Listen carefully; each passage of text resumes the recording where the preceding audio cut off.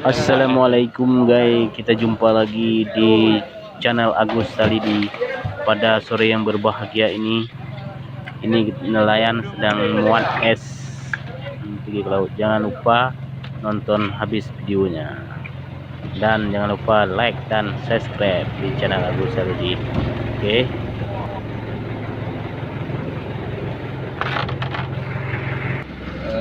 Juga. Dia anak itu kayak gitu.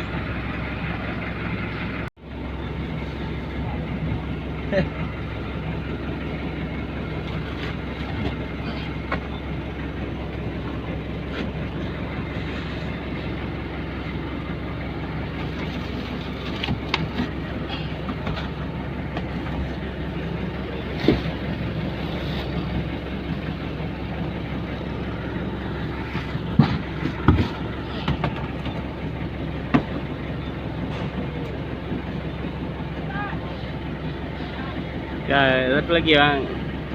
Udah penuh bang esnya? Udah penuh. Kapan berangkatnya bang? Sekarang. Sekarang berangkat bang ya? Ya.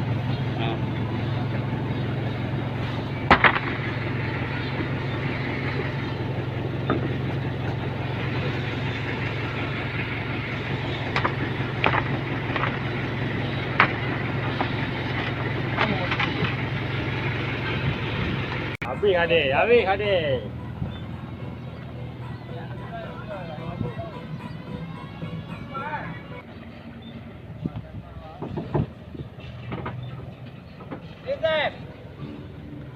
Moga sukses pak. Ya.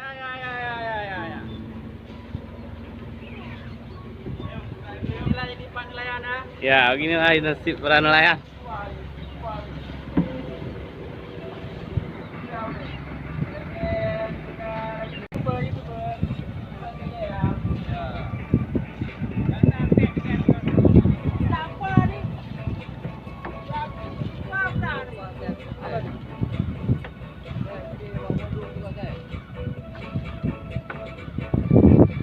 Artinya yang baru udah masuk.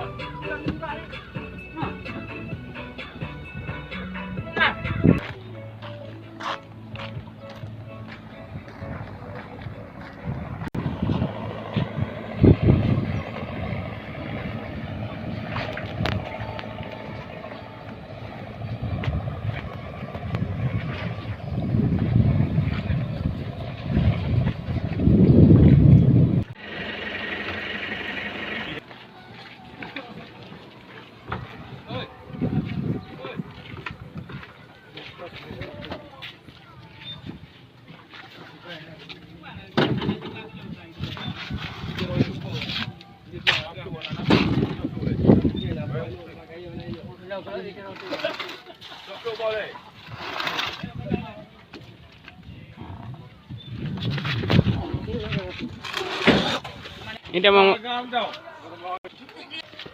Dan habis cok raw mau ni.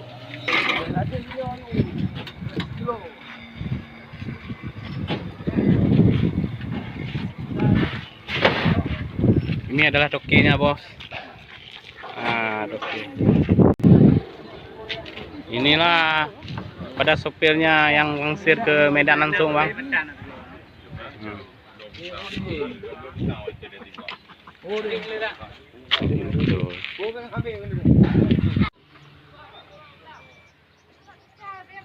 Inilah bot yang keluar kemarin guys.